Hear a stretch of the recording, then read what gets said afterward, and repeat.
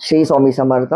समर्थ योगी मित्र मंडळातर्फे मला एक माझा अनुभव शेअर करावा असं वाटतोय. माझी फार इच्छा आहे ती मी करतोय. माझा एक अनुभव तुम्हाला सांगतो.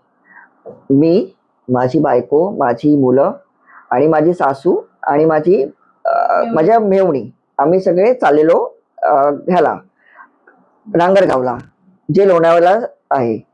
तिकडे आमची इच्छा होती की स्वामींकडे जायचं आणि महाप्रसाद ग्रहण करून घरी यायचं.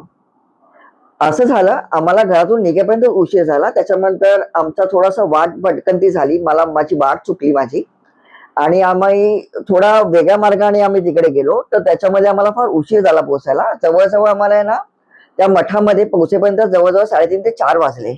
आणि त्या मठामध्ये महाप्रसादाची जी वेळ आहे ती 12 ते 2 वाजेपर्यंतच असते तिकडे. कारण मी याच्या अगोदर पण तिकडे गेलो आणि प्रसाद ग्रहण केलेलं आहे. पण ह्या वेळेस काय झालं, आम्हाला तिथे जायचं होतं आणि माझी फार इच्छा होती की तिथे महाप्रसाद ग्रहण करावा. तर आम्ही जाईपर्यंत आम्हाला 3:30-4 वाजले. तर माझी जी मेवणी आहे, माझी बहीण, जी मोठी बहीण आहे, तिने मला सांगितलं की पराग, आता आपल्याला जेवण नाही भेटणार तिकडे, महाप्रसाद आपल्याला ग्रहण करता नाही येणार. तर मी ताईला सांगितलं, ताई बघ, माझी फार इच्छा आहे आणि महाराज आपल्या भक्तांना, आपल्या सेवेकऱ्यांना कधीच उपाशी नाही ठेवणार आणि आपण तिथून उपाशी जाणारच नाही, हा माझा ठाम विश्वास होता तिकडे. आम्ही तिकडे पोहोचलो, दर्शन वगैरे घेतो, थोडा वेळ आम्ही बसलो तिकडे नामस्मरण वगैरे करून.